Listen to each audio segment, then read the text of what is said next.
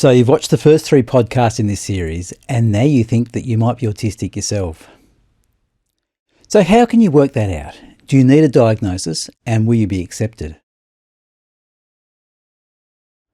Hi, I'm Phil, a late diagnosed autistic adult, and it's my goal to help others on their autism discovery journey by providing clear science-based resources and by talking about my personal autistic experiences. In the first podcast of this series, we had a look at what autism actually is. Then in the second podcast, what autism isn't. And then in the third instalment, we looked at some common traits and experiences of autistic people. This time I want to go deep into how to go about working out if you are autistic, and I want to do this a bit differently, by actually going through how you might think through that process as you progress from that first spark of autistic recognition to either getting a diagnosis or alternatively confidently self-identifying as autistic. So let's dive on in. Well, if you're anything like me, you may have had a particular moment in your recent life where things went a bit wrong, which caused you to stop and think about why these things happen. Or maybe you've seen videos on YouTube, Instagram, Facebook, or any other social media platform about autism, and you can see yourself in those stories. There are a million different reasons why we might start thinking on this subject, but honestly, the main one is we know we are a bit different. And we have always been a bit different. And for whatever reason, we have reached the moment in our lives where exploring that difference is not only important, but somehow seems core to our very existence. For some, this might be in the form of an existential crisis, and for others, it might be a slow burn. Next comes the deep dive. Whether that is devouring every YouTube video on the subject or researching web pages about autism, you want every piece of information possible. Guess what? This is a very autistic response. The deep dive is what autistic people do whenever we find a subject we just have to explore in a depth that might seem completely over the top to other people. So without even realising it, you may have just passed the first test. While in this deep dive phase, you might start to identify with the experiences and stories of the autistic people presenting the videos. Tick. Another key milestone on the journey. Maybe through this deep dive, you discover that some of the experience you identify with seem to absolutely have nothing to do with what you thought autism was, but now you start to see even more areas of your life that might just be autistic. For me, when I was in this stage, I discovered that some autistic people often scrunch their toes up in their shoes into like bird claws. I've always done this, but would never have related it to being autistic. And there are so many other examples like this that autistic people might identify with. Tick. Another point of recognition. Okay, so now this whole "I wonder if it could be autism" thought seems to be getting bigger and bigger. As you keep digging, you find story after story that you identify with, and that recognition gets stronger and stronger. Maybe this process goes on for months, or maybe it's a brief but intense awakening. But this idea that started out as an ethereal concept now seems solid and even personal.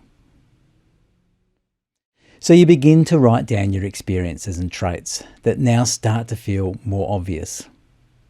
As you do this, the memories start to come flooding back.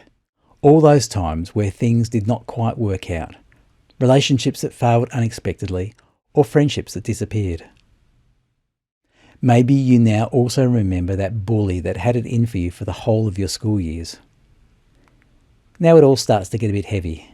That first spark of excitement of discovery now starts to feel darker as some of the memories come back sharp and painful. But you push on, driven by some force that you can't quite explain. Now maybe it's months after the first thoughts of autism. You've been through the highs and lows and you feel like you're starting to get a handle on it, and it feels real and certain. And finally it seems in your whole body you acknowledge with a certainty, I am autistic. But now you stop and think, I know this to be the case, but will anyone else believe me? And just like that, the certainty starts to ever so slightly crumble into doubt. Maybe this doubt becomes crippling and the thoughts start to form and come at you like an angry wind. Of course you're not autistic. You're a fraud. You just want to be special. You're taking something that does not belong Diminishing to you. the Sad, experiences pathetic, of real autistic imposter. people. Stop. This is imposter syndrome. It's real and oh so common. In fact, this experience is so common, it probably happens at least in some form to everyone on the journey. So don't despair at this point. In fact, maybe this is another milestone to tick off along the way. Experiences of the autistic journey such as these will be similar in different ways and extremes to most autistic people. And at this point, I would say without a doubt that if your journey is starting to look something like this, then you will be believed, at least by other autistic people. Unfortunately, this often does not stretch to allistic or non-autistic people. It's the people who know very little about autism who will be the biggest deniers. You're not autistic. You don't look autistic. You must be very high functioning. It's okay, you'd never know. We're all a bit autistic anyway. And on and on. These comments may mean well. The person might be trying to convey that you are okay even if you do have this autism-y thing. They might mean well, but these comments all hurt. They diminish your experience and minimise it back into a little box. Maybe your next step is to decide to get a medical diagnosis to justify your own belief, which has now been shaken by your own self-doubt and the minimising comments of others. So off you go to the local GP to present your case. And more doubt or minimisation. Where you thought an ally might exist, you find a wall of scepticism. So you come away defeated. At this point, you can either give in to the doubt and denies and walk away confused and beaten, or you can try again. A doctor does not have to believe you to refer you on to a specialist. So after a period of uncertainty, you build up the courage to try again, this time insisting that you get a referral, and success. Finally, you're getting somewhere. You walk into the specialist consulting room apprehensive, but certain that you are going to finally be accepted. And defeat. You are not believed. Maybe you make too much eye contact. Maybe you inexplicably have a job or have completed some higher education. You are basically told you are not dysfunctional enough.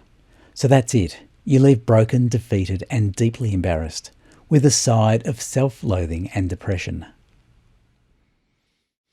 What started as a positive, uplifting story went a bit off the rails there and ended in a complete train crash.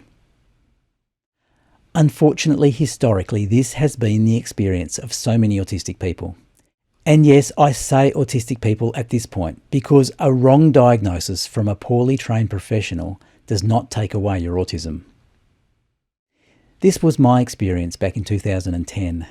I was not believed either by my doctor or by the psychiatrist I then saw, because I could make eye contact, talk coherently, had a job and a university degree. This meant I lived a further 14 years of life before trying again. So let's rewind the story and change a few details, starting with the visit to the doctor. So back to the story. You head off to your local GP, prepared to make your case for getting a formal diagnosis.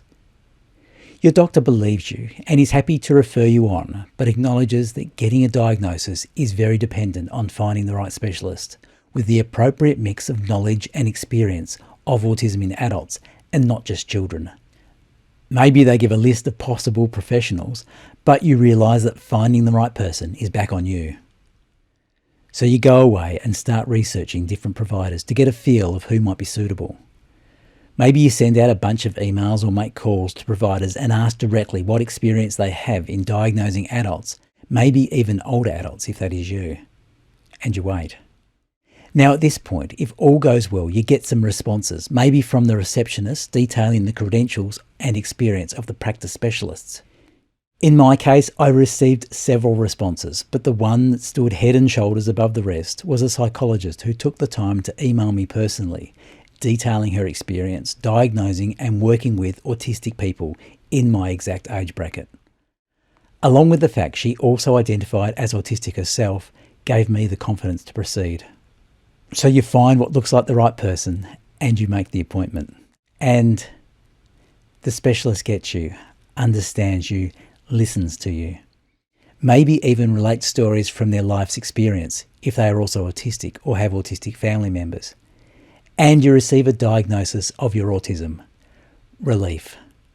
But then, maybe due to the care and diligence of this awesome professional, you also discover other elements or diagnoses that uncover more of your story. These could be other accompanying neurodivergences like ADHD or dyslexia, but may also be aspects of mental health that has been buried like anxiety or trauma, and all related to your neurodivergent journey. And all this over time leads you to understanding and ultimately healing. So we have looked at a story from recognition to understanding, but with two possible endings. Until about 10 years ago, the first ending was all too common for autistic people, and indeed was my story. There are so many stories of rejection by medical professionals, leading to many autistic people walking away from an understanding of themselves, and that is a tragedy. But we are in a much better place now, with the medical system being better prepared to accept autistic adults, and even those of us who are middle-aged or even older. When someone asks why there are more people getting diagnosed with autism now, well, the above story should at least give some clues. But getting a diagnosis is still not a certainty, and finding the right diagnosing professional who understands your life experience is vital. Even after getting the diagnosis, acceptance by people around us is no certainty, and everyone's experience there will also vary. And also, just to be clear, my story above is just one path to autistic discovery. As all autistic people are different, every journey will be different. So if your journey looks different to this, then that is okay. It is still valid, so embrace what works for you. And it needs to also be said at this point that if you choose to stop at the point of self-identification and not seek a medical diagnosis, that is absolutely okay.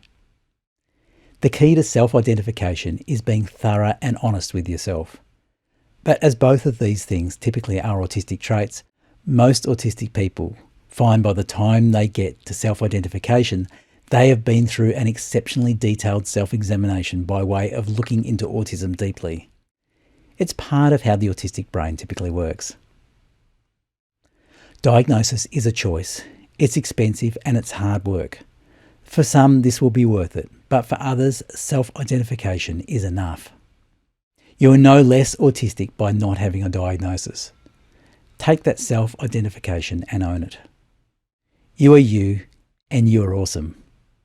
And you are accepted, at least by other autistic people. Now, I could end this here, but I think there is one final outcome that needs to be talked about.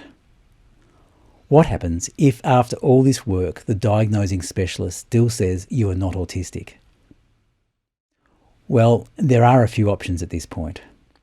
Option 1 is that they are correct and you're not autistic. At this point, they may give an alternative diagnosis and offer some reasoning as to why you don't meet the diagnostic criteria for autism.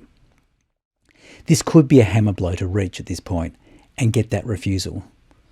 But if the reasoning or alternative diagnosis seems to fit, then maybe that outcome is okay.